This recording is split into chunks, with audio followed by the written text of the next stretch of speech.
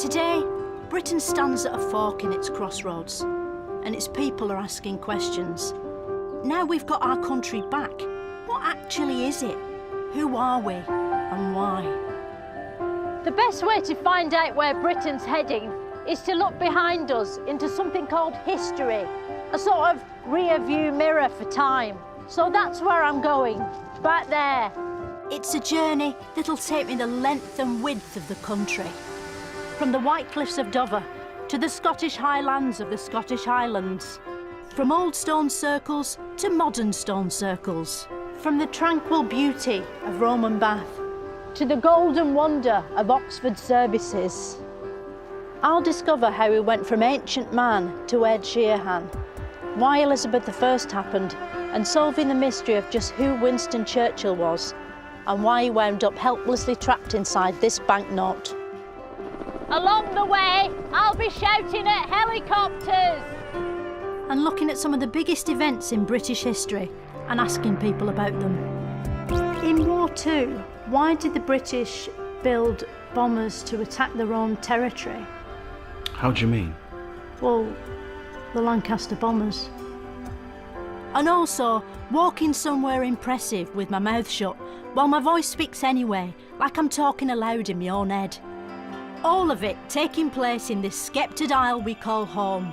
So join me, Philomena Cunk, as I take you right up the history of the United Britain of Great Kingdom. This is Cunk on Britain.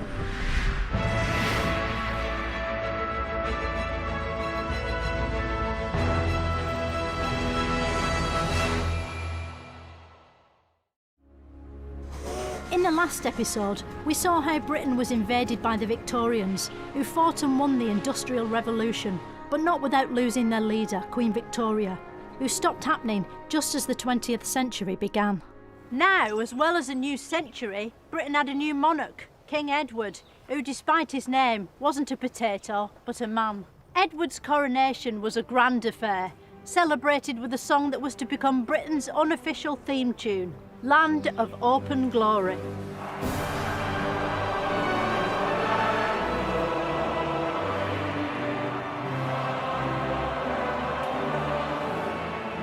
This melodic musical tune was written by one of the best British composers this side of Ed Sheeran, Elgar. Who was Elgar? He sounds sort of rough. Was he a caveman or something? No, Elgar was a composer in the late 19th century. When someone like Elgar's invented a new tune, how do they sort of convert it into orchestra mode so it's being played by instruments? He probably, when he composed it and notated it out and had the sound in his head, he would then what's called orchestrate it. So he'd write out all the parts for all the different instruments, and then he'd hand that over to an orchestra and they would play it. How do the instruments know what to play though? Because it was all written out for them. Their little part was written out for them and all the little parts joined together. So the instruments have people attached to them? They do.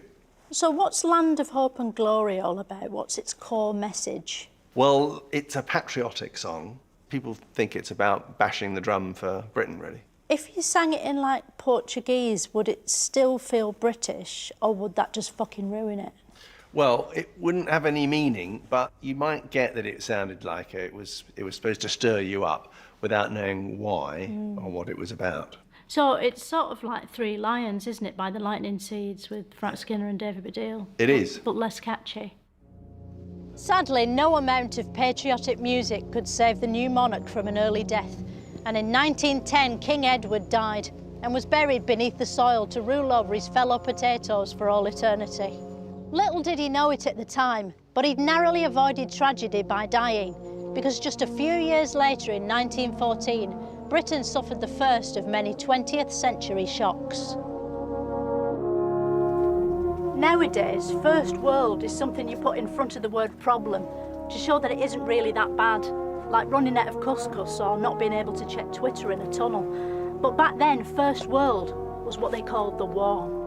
The First World War had loads of nicknames: the War to End All Wars, the Great War, and of course, World War I. Why did they call World War I World War I?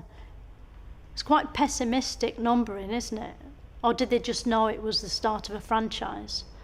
At the time, they weren't numbering. the wars, although I think that in the First World War, the idea of it being a great war, denoting the sheer scale of the conflict, the casualty rate, was already becoming used quite a lot. So it was called the Great War, but not because it was great. The First World War was started by the killing of one man, Franz Ferdinand. You've probably never heard of him, or the band named after him. But he was dead important, by which I mean he was only important when he was dead. His assassination triggered a series of other killings. Soon it caught on, and everyone wanted to be killed. It was a bigger craze than fidget spinners. Eventually, Britain got sucked into the fighting, and men queued up to have their flat caps converted into fighting men's helmets. Soon, hundreds of thousands of Tommies were heading for battle. Why were all the British soldiers in World War I called Tommy? Was that just a coincidence? No, it wasn't a coincidence, it's just a general name that became applied to British soldiers in the same way we talk of Fritz as being a generic name for German soldiers. What happened in Norman's land? Were only people that were called Norman allowed in there? Well, it's not Norman's land, this is no man's land. And the idea being that this is particularly dangerous territory between the lines of the Germans on one side and the British on the other. This is essentially just a killing zone, a very dangerous zone in between trench systems. Why did they fire shells at each other? Because shells wouldn't really hurt, would they? Unless they were those razor clam shells, because they're quite sharp, aren't they? Well, these weren't seashells, these were heavy pieces of ordnance. We're actually talking about bits of metal in brass casing, so that's where the name shells comes from. All right. Looking at footage from the time, it's hard to get a grip on just how brutal it must have been for Tommy and Norman, because it's in black and white and everyone's moving too fast, probably to avoid the shells. Even though it looks a bit like Charlie Chaplin, it's actually not funny at all, so you can't laugh, just like with Charlie Chaplin. One man who vividly captured the sheer horror of War I was the poet Wilfred Owen. If, in some smothering dreams, you too could pace behind the wagon that we flung him in, and watch the white eyes writhing in his face, his hanging face like a devil sick of sin. If you could hear at every jolt the blood come gargling from the froth-corrupted lungs, obscene as cancer, bitter as the cud of vile, incurable sores on innocent tongues. You get the gist. My friend. As if the killing wasn't bad enough, the accommodation was scarcely worth 2 stars on TripAdvisor. Soldiers had to live in trenches, snaking cramped corridors of filth and squalor, without so much as a patio. The World War I trenches weren't the right place for conventional warfare, were they? But why did neither side think about mud wrestling? Because they're the perfect conditions, aren't they? Well, I mean, trench warfare wasn't new. I think that whilst you will get the occasional game of Christmas football, I don't think that anyone actually ever thought that letting the guns fall silent and having mud wrestling competitions was ever going to sort anything out. I think they missed a trick, don't you? Eventually the war ended at 11 o'clock on the 11th hour of the 11th day of the 11th month in the year 1119, 1118, hence the term stopping for 11s. The soldiers came home to a Britain they could hardly recognise because it was wearing a skirt. While the Tommies had been away at the front, women had stepped into their old jobs. There were women milkmen, women postmen, women bus driver men, even women male prostitutes. What's more, the economy was in a pickle. After the war, many industries found it almost impossible to sell their goods abroad because abroad was mainly rubble. There were strikes and marches and a Great Depression. Things were shithouse bad. People needed escapism, but luckily for them, the age of mass entertainment was just beginning. It was the roaring 20s. City streets were full of jazz clubs, packed with Jeeveses and Worcesters, and women with Lego haircuts dancing like they were surprised while shitting their pants at a fancy dress party. And people who couldn't afford to enjoy a roaring 20s for themselves could still watch films of other people doing it at the newly invented cinema.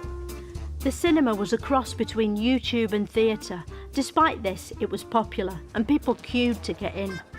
They showed Charlie Chaplin films, but even that couldn't keep them away. The whole country went films bonkers. Going to the cinema in those days was more like going to a book, Because there was no sound, the story was explained by words on the screen. A bit like spoilers, but happening at the same time as you were watching it, so not as annoying. And if you couldn't make it to a cinema or cocktail bar, you could still enjoy the jazz age, because scientists had worked out a way to force jazz into your house using a magic called radio. Radio was an exciting new invention that made it possible to hear other people's voices in your living room without the use of thin walls or a devastating mental condition. To help keep the early airwaves in check, the government created something called the British Broadcasting Corporation, the BBC. How come the BBC started with radio? Because radio's loads less popular than television, isn't it? There are people in radio who'd get very angry about that. Radio still performs tremendously well. There's still radio. There is still radio. At the time the BBC was set up, there wasn't a choice because there was no TV. Luckily, a man called John Logie Baird was about to give birth to television. Not literally out of his vagina, but metaphorically out of his shed. After doing some weird experiments like something out of Wallace and Gromit, Baird's TV was finalised, although idiotically, he'd gone to the trouble of inventing it without checking whether there were any programmes on yet. It took a while before there was anything worth putting your iPhone down for. The earliest transmissions looked like Abraham Lincoln looming through a glass door and weren't very exciting. Luckily, it was a short step from there to the BBC's first Saturday night extravaganza, TV's opening night ceremony. Vision and sound are on. The station goes on the air.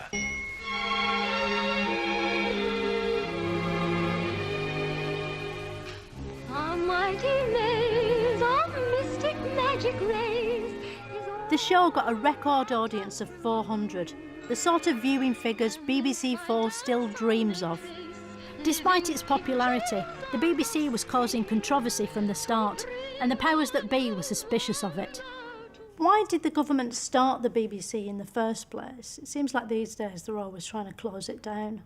Was it one of those stupid mistakes they made, like Brexit? The government didn't strictly start the BBC. The BBC was originally a private company in 1922. It employed a rather fierce Scottish guy called John Reith. And people still talk about Reithian values and Reithian broadcasting. Reithian values were to inform, educate, and entertain. What, all at the same time? Yeah. Since those early days of black and white tat, the BBC has grown throughout the years to become one of the biggest programme shitting machines in the world, making groundbreaking, iconic programmes which still try to inform, educate or entertain. So the BBC is supposed to inform, educate or entertain? And entertain. I'm going to list some BBC things and I want you to say whether they inform, educate or entertain. OK. News at 10. Inform. Open University. Educate. Doctor Who. Entertain. Strictly Come Dancing. Entertain. Holmes Under the Hammer. Entertain. Inspector Phillips. What is Inspector Phillips? Oh, I made that one up. That was just a trick question. OK, well, it didn't work. Sounds real though, doesn't it? Inspector Phillips. No, I instantly knew that it wasn't a real one. Eat Well for Less. It's where Greg Wallace and another man see how much a family spend on a week's shopping and then criticise them. Make them eat porridge from Lidl. Inform. Well done. Sorry, I wasn't totting up the scores. Thank you. But this golden future of television would have to wait. Because back in 1939 times, the TV signals were suddenly switched off because someone decided to start another war to end all wars. When he became leader of Germany, Adolf Hitler was a funny-looking character with silly hair, a bit like Boris Johnson. But he turned out to be a hateful maniac who would let nothing get in the way of his ambition, a bit like Boris Johnson. Hitler believed the Germans were an elite race, like the Grand Prix. He also thought he owned Poland, and when he went round there to get it back, Britain cried war. This country is at war with Germany. Luckily, Britain had a hero on its side, a man whose name will never be forgotten, Winston Churchill. Churchill's speeches were stirring and powerfully erotic. We know it will be hard. We expect it will be long. He was one of the greatest orators of all time. and some of the phrases he used still resonate today, such as finest hour, never surrender, and of course, we shall fight them bitches. And we needed Churchill's stirring mumbling, because at first the war didn't go well. Within 6 months, France was occupied by the Nazis, who they didn't see coming because they'd been expecting the Germans. Hitler wanted to make Britain German, to match its royal family, but the RAF held Hitler's forces back in amazing dogfights in the sky that were done by aeroplanes, not actual flying dogs, which sadly science still hasn't invented yet. This was the Battle of Britain. It seems amazing that these young men could fly and fight so well. Although when you look, you'll see the planes had tiny targets and crosses drawn on the side, which made them easier to hit. But planes weren't only used in dogfights. The Germans changed tactics. Instead of attacking planes, which could move out of the way, they attacked the ground, which couldn't, in something called the Blitz. Preceded by a shower of flares, German bombers rained fire and high explosive bombs in their most savage attack on London. Hitler's pilots started dropping bombs. Sort of aeroplane poos, and people had to hide from them. They built big tin shelters in their gardens or ran down the nearest tube station without a ticket or a valid Oyster card. Countless houses were reduced to big piles of bricks and wood, which is sort of what houses are anyway, but in a different order. Despite this, thanks to the plucky British spirit, people weren't totally down in the dumps, even if they lived in one. People sang songs during World War II to keep their spirits up, didn't they? How loud did they have to sing to be heard over the bombs? Well, especially as they would have sometimes been in underground stations, sheltering from the bombs. It would have been loud in the underground station, the singing, if everybody was singing together, but it's true, you wouldn't have been heard much. I wonder if when they sang, they used to time their singing with the explosions. That would be a fun thing to do. It would be difficult. It'd be very difficult to time it. It's quite random, the falling of bombs. In the war, there were lots of songs taking the piss out of Hitler, weren't there? How come they don't sing those sorts of songs anymore? Well, he's not around anymore, so it's not so amusing. Where is he? Well, he's dead. He's dead? Yes. Oh, right, so it'd be disrespectful to Well, not so much ill of him. disrespectful as pointless, really. Pointless. A bit pointless. Yeah. A lot of singing was needed because even when the Blitz ended, the war was far from over. There were many huge battles to come, most of which will never be forgotten because they've since been converted into blockbuster movies. How was it we beat the Germans at Dunkirk in War II, but still didn't win the whole war? Well, first of all, I think we've got to stop calling it War II. I mean, it's the Second World War if you're American, and you have to have it this way, it's World War II. But, you know, that's the language we tend to use. But in terms of Dunkirk, I think that's the wrong way round. We actually lose at Dunkirk.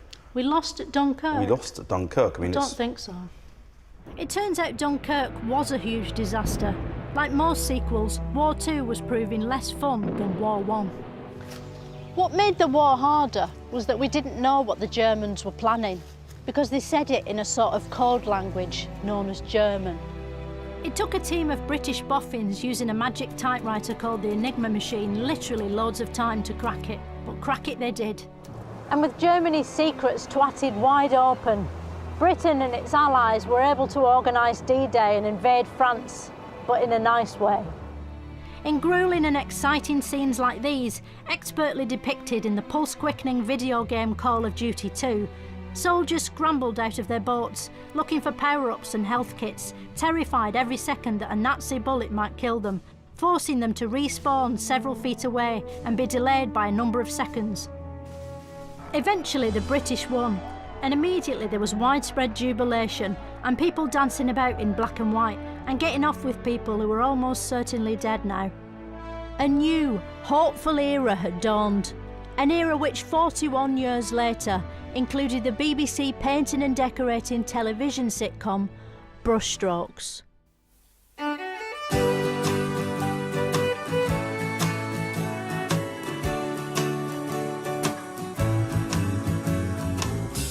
Because of you, these things I do.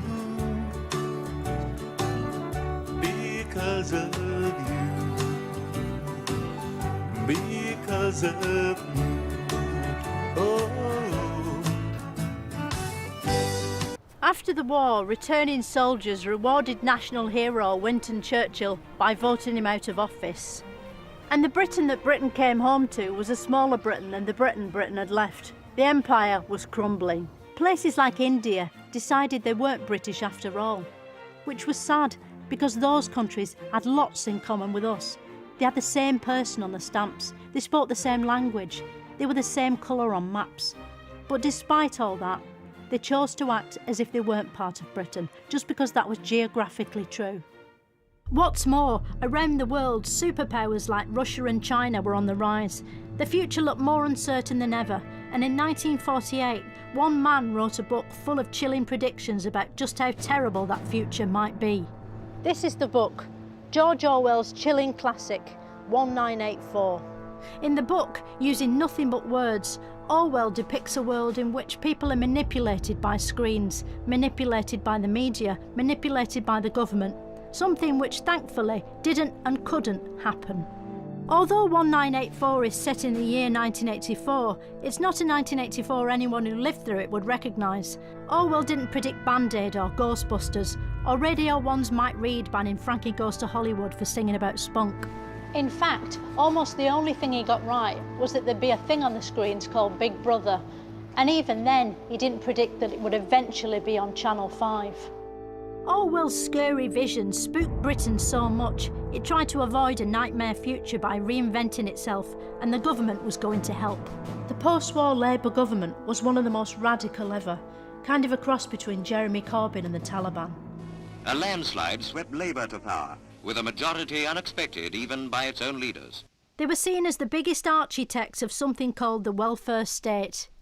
Where is the welfare state? Where is it? Yeah. Well, it's sort of all around us.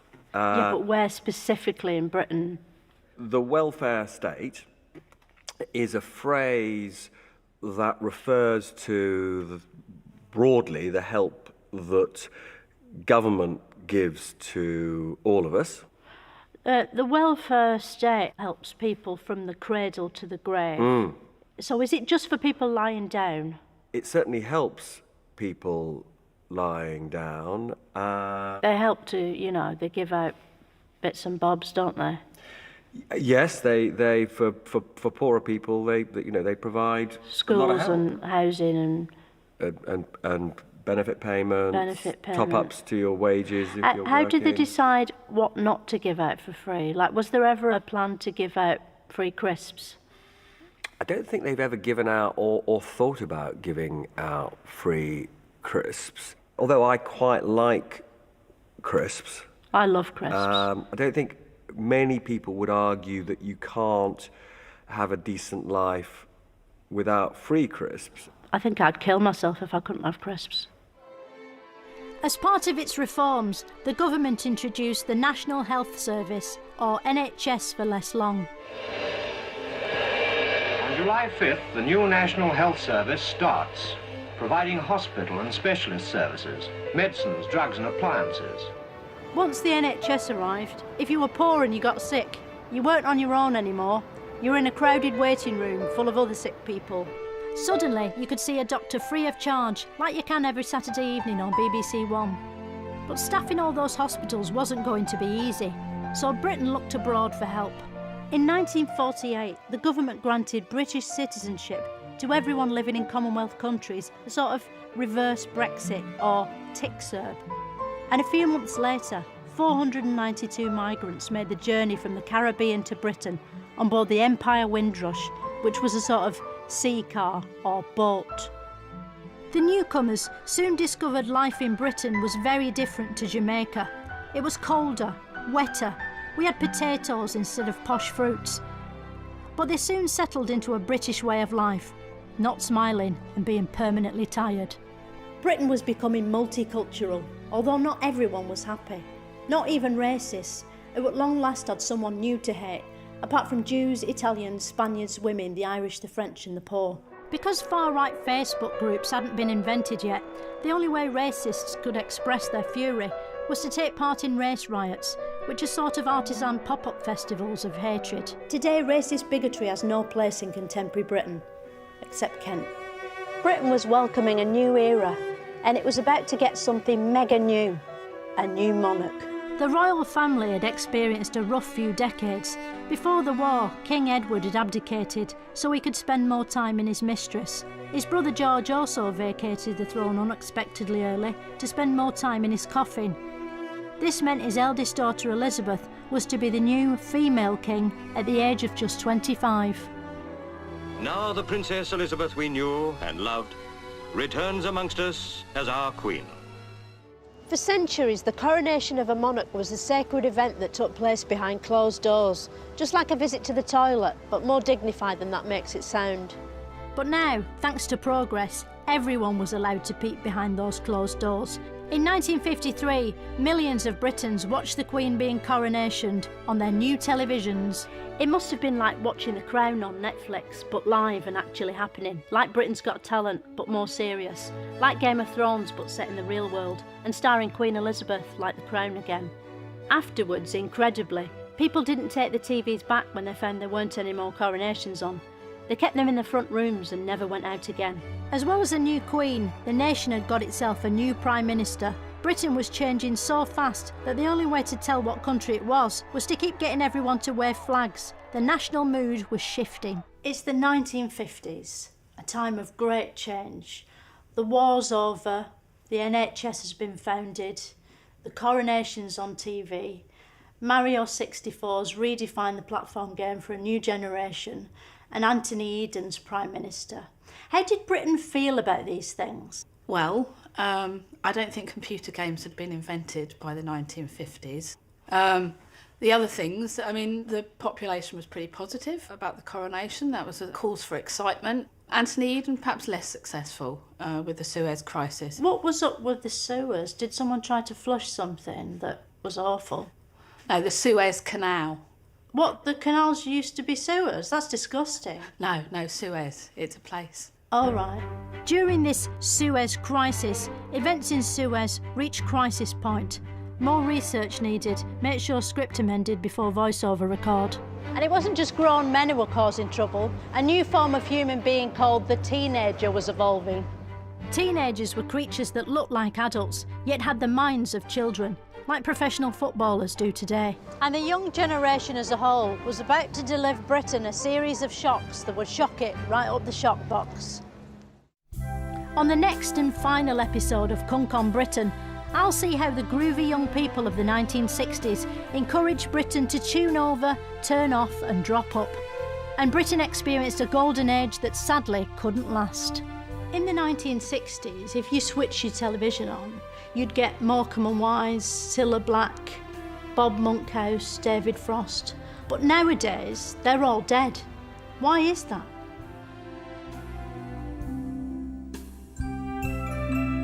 Well, you just knew that she would. Beverly is forced to tell Carol the truth about Mark. Episodes Friday night at 10. And for company from BBC Three, head to BBC iPlayer for all the episodes from Series 1 and 2 of This Country. Now,